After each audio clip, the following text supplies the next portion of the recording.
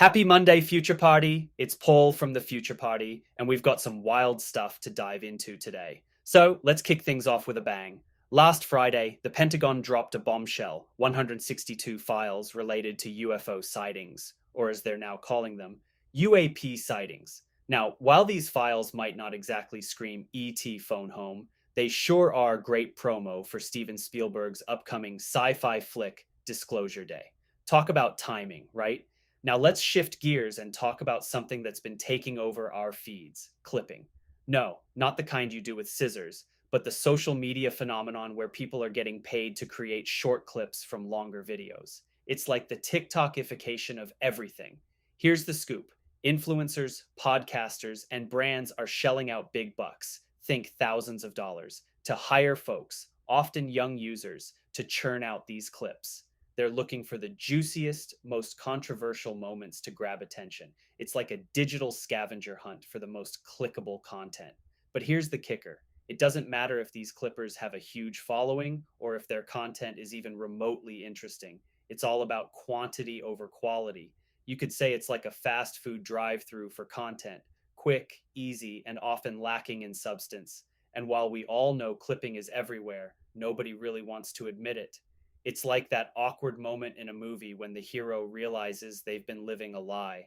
The Verge reached out to some big names who've used clipping, and guess what? Crickets. Maybe it's just too hard to admit that virality can be manufactured. But hold on, because Meta is stepping in.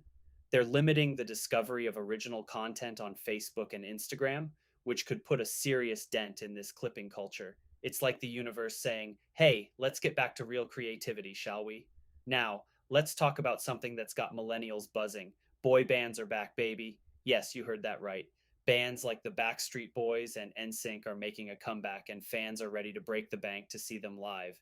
It's like a nostalgic trip back to the early 2000s, and the demand is off the charts. These groups haven't been in the spotlight for years, but thanks to the nostalgia economy, they're back and better than ever.